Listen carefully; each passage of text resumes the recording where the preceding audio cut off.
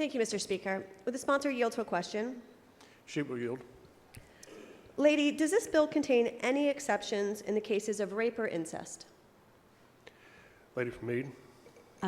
Lady, this bill does not change the current laws that are in place for rape or incest. Lady from Campbell. May I ask another question? She will yield another question. Ma'am, could you clarify, does that mean no? Lady from Meade.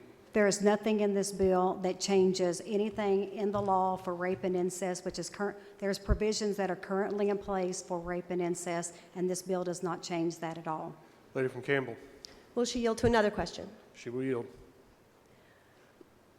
Please, sponsor, please, walk me step through every single thing a minor would have to go through to medicinally terminate a pregnancy without parental consent, and if the father was unknown, say due to rape. To clarify that, this would be a minor without parental consent and who does not know who forced her to become pregnant, who is seeking medicinal termination. Every step she would have to go through, please. Lady from Meade. Well, first of all, judicial bypass is already in the law. It's already a federal regulation that has been codified in the state of Kentucky.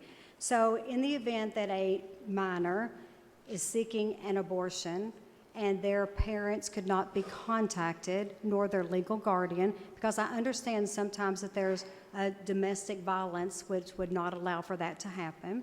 So then the courts would have to be consulted. Now, obviously, there's provisions in here if it's an emergency, a medical emergency, but if it's not a medical emergency, then the courts would be contacted, and then they would make the determination whether or not the minor is making is mentally capable of making a decision currently and understands the complications and risks of an abortion, and also what a life-impacting decision it is.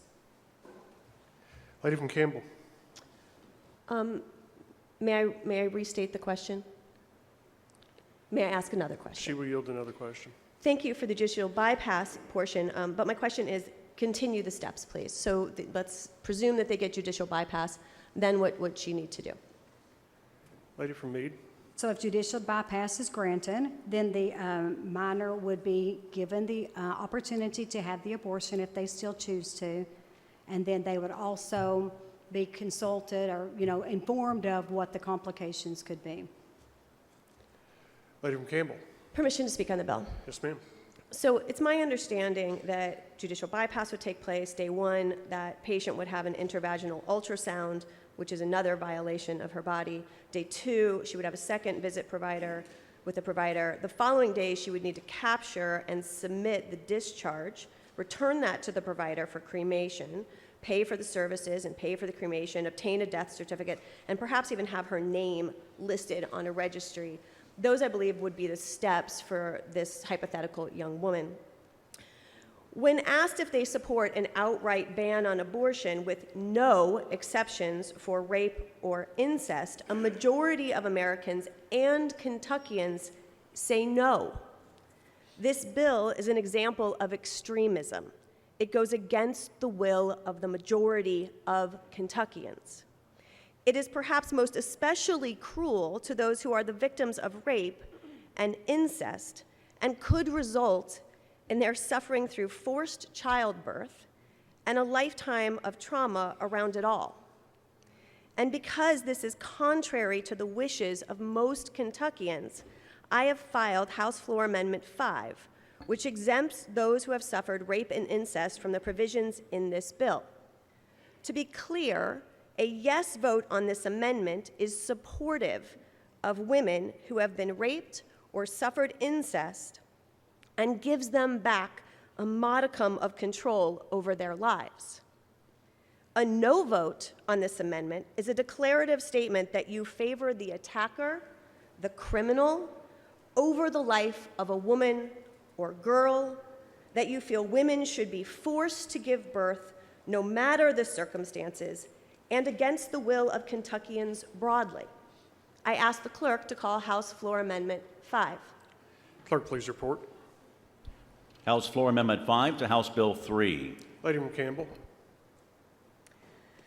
This amendment does what I just stated. It exempts women who have suffered rape or incest from the provisions of this bill. I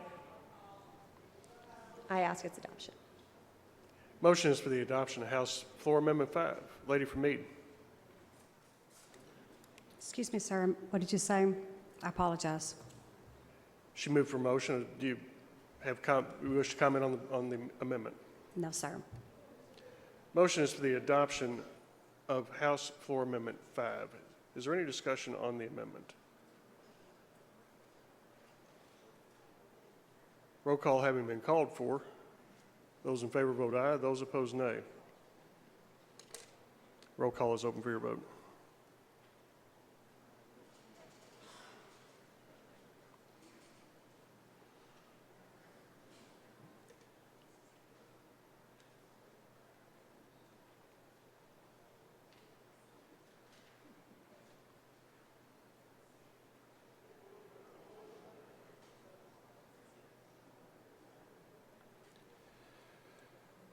All members voted.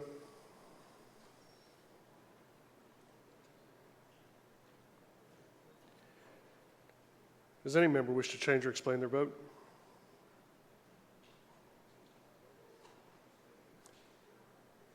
Chair recognizes the lady from Jefferson 34.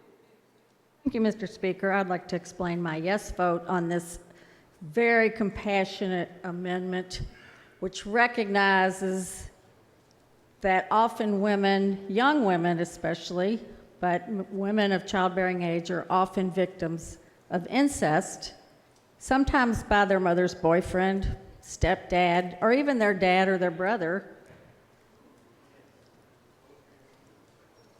And often victims of a horrifying rape.